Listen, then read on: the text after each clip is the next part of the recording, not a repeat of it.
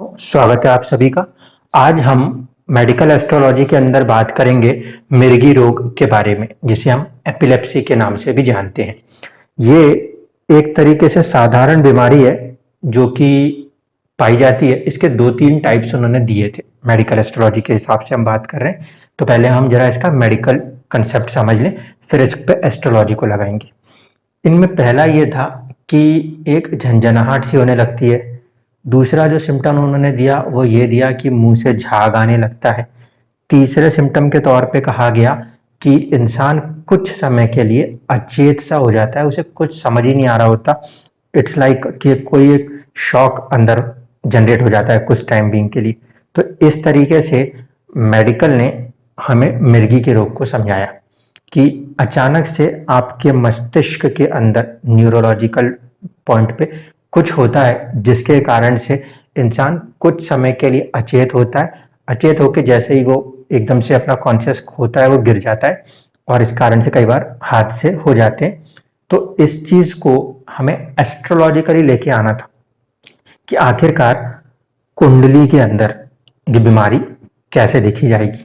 ठीक है, तो सबसे पहले हम जो हैं वो चले कि हमारे पास काल पुरुष की जो कुंडली थी उसमें हमें 1 नंबर की राशि और पहला भाव ये बताता था कि हमारे मस्तिष्क का भाव या मस्तिष्क को दर्शाने वाली जो राशि होगी वो होगी मेष राशि। ठीक है, सबसे पहले मेष राशि। तो हमें जो ऑब्जर्वेशन में लाना था, अगर ये डिसऑर्डर कहीं से भी न्यूरोलॉजिकल है, इसमें कहीं पे भी ब्रेन या कहीं पे भी कोई हेड का पॉइंट आता है, तो हमें कहीं ना कहीं फर्स्ट हाउस लिंक होना चाहिए या फिर मेष राशि लिंक होनी चाहिए। ये हमारी सबसे पहली थॉट होती है। जरूरी नहीं कि हमेशा मेष राशि में ही चीजें दिख जाएं, ये भी जरूरी नहीं कि आपको फर्स्ट हाउस के अंदर ही चीजें दिख जाएं। हम ये सारे के सारे ऑब्जर्वेशंस को जो करते हैं ये हमें अप्लाई करना होता है डिविजनल चार्ट 6, जो कि स्पेसिफिकली हेल्थ के लिए दर्शाया जाता है। पराशर ज्योतिष में सबसे इंपॉर्टेंट बात यह है कि उन्होंने हमारे जिंदगी के सभी हिस्सों पे एक इंडिविजुअल चार्ट बना के दिया है, जिसे हम कहते हैं divisional chart. D1, D2, D3 ऐसे करके 144 कुंडलियां बनती हैं। ठीक है, तो हमें जो ये एनालिसिस करने होते हैं, ये एनालिसिस करने होते हैं हमारे हेल्थ की, क्योंकि हमारा 6th हाउस हमारे लिए हेल्थ को दर्शाता है लगन कुंडली के अंदर D1 चार्ट में। तो हम इसीलिए डिविजनल चार्ट 6 के अंदर कुछ बातों को नोट करते हैं। मैं आज आपको एक बेस समझा रहा हूं कि कैसे एक मिर्गी का रोग होता है। इसके बाद मैं कल कुछ कुंडलियों के अंदर आपको दिखाऊंगा कि क्यों इनको मिर्गी का रोग आया। उसको समझाने के लिए मैं यहाँ पे इस क्लास को ले रहा हूं। देखिए, मेष राशि के अंदर 3 नक्षत्र आते थे। एक तो है केतु का, एक आता है हमारे पास शुक्र का, और एक आता है हमारे पास सूर्य का। सूर्य जो है वो ग्रह के तौर पे देखें तो वो कहीं ना कहीं गर्मी के कारक है। जब हम कहते हैं किसी को दिमागी बुखार या दिमागी गर्मी जैसी कंडीशन आती है, तो वहां पे सूर्य कहीं फैक्टर बनता है, क्योंकि राशि 1 नंबर है जो कि हमारे हेड को, हमारे सिर को दर्शाती है। इसके बाद सेकंड चीज जो है वो शुक्र है। ये शुक्र बहुत ही क्रूशियल हो जाता है। ये शुक्र जो है ये ऐसा ग्रह है जो कि हमारे बॉडी के अंदर कहीं ना कहीं हॉर्मोन्स को पैरेलली गवर्न कर रहा होता है। पैरेलली मैं ये कह रहा हूं कि अकेला नहीं है, इसके साथ और भी ग्रह काम करेंगे, लेकिन ये पैरेलली कहीं ना कहीं हमें गवर्न करता है हमारे हॉर्मोन्स को। एक बात समझिएगा, जब कभी भी किसी को मिर्गी का दौरा पड़ता है तो हर इंसान कह देता है मोजा सुंघा दीजिए, या फिर उसका जो दूसरा उपाय है वो होता है परफ्यूम सुंघा दीजिए। यानी कि जैसे ही स्मेल जाएगी, अचानक से वो जो भी हार्मोनल डिसबैलेंस हो रहा है वो ठीक होगा और मरीज जो है वो ठीक हो सकता है। तो कहीं ना कहीं सुगंध या दुर्गंध दोनों को ही जो रूल करेगा वो होगा हमारे लिए वीनस, क्योंकि वो लग्जरी भी है, वो परफ्यूम्स को भी रूल करते हैं। और एक है अश्विन, अश्विन में होते हैं केतु। केतु की चीज जो है, जब हम डिविजनल चार्ट 6 लेते हैं, इसको ध्यान रखिएगा, जब हम डिविजनल चार्ट 6 लेते हैं तो वहां पे राहु और केतु एक साथ आ जाया करते हैं। कुल मिला के 3 ही ऐसे डिविजन्स हैं जहां पे राहु और केतु आमने सामने आएंगे, बाकी जगहों पे ये राहु और केतु हमेशा एक साथ देखे जाते हैं। इस कारण से जब हमें कोई मिर्गी के रोग की कंडीशन देखनी होगी तो हमारे पास क्या चीजें होंगी, अब इस पे आ जाते। यहां से मैंने आपको दो चीजें पकड़ाई, एक है केतु, एक है शुक्र, इसको लेके चलना होता है, इसलिए मैंने इसको लिखा है ग्रीन कलर में। केतु और शुक्र ये हमारे लिए ग्रीन सिग्नल है जो हमें इंडिकेट कर सकता है कि इनको क्या कहीं पर मिर्गी की बीमारी है। क्यों इंडिकेट कर सकता है? क्योंकि हम मानते हैं कि जो हमारा एंडोक्राइन सिस्टम में सेक्रीशन ऑफ हार्मोन्स है उसके अंदर एक को रूलर का काम कर रहा है वीनस। अचानक से कोई हार्मोन रिलीज होना चाहिए, या तो उसके अंदर मिसमैच हो जाता है या कोई डिस्टर्बेंसेस आती है, तो वो तभी आएगी जिस समय आपका वीनस D6 के डिवीजन में किसी भी तरीके की परेशानी में होगा, तब आएगी। ठीक है, तो शुक्र हमारे लिए कोर प्लेनेट है, क्योंकि आप जानते हैं कि मोजा सुंघाना हो या परफ्यूम सुंघाना हो तो कहीं ना कहीं ट्रीटमेंट जो है वो इस पे जा रही थी, इसीलिए हमारी कुंडली के अंदर हमको शुक्र को पहली प्राथमिकता देनी होती है, क्योंकि यही है जो उसको ठीक कर रहा है और यहीं कहीं जो बीमार करेगा वही ठीक करेगा, इसलिए पहली कंडीशन है शुक्र की।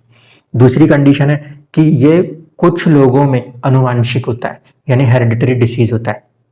तो उनमें ऐसा देखने को मिला है कि केतु के नक्षत्र के साथ या केतु के साथ शुक्र कनेक्ट हो जाएगा, या तो केतु के नक्षत्र या केतु के साथ चंद्रमा कनेक्ट हो जाएगा। क्यों? क्योंकि इंसान के शरीर में हार्मोन्स जो हैं अचानक से अगर आएंगे तो वो तभी आते हैं जब मन कुछ सोच रहा हो और अचानक से वो मन का भय हमारे शरीर में किसी हार्मोन को लेकर आ जाए। तो कहीं ना कहीं चंद्रमा एक फैक्टर है, क्योंकि हम जो चीज देख रहे हैं, जो चीज हम महसूस कर रहे हैं, जो चीज हम सोच रहे हैं, उसके हिसाब से हमारी बॉडी अंदर ही अंदर कोई ना कोई एक हार्मोन सिक्रीट कर रही होती है।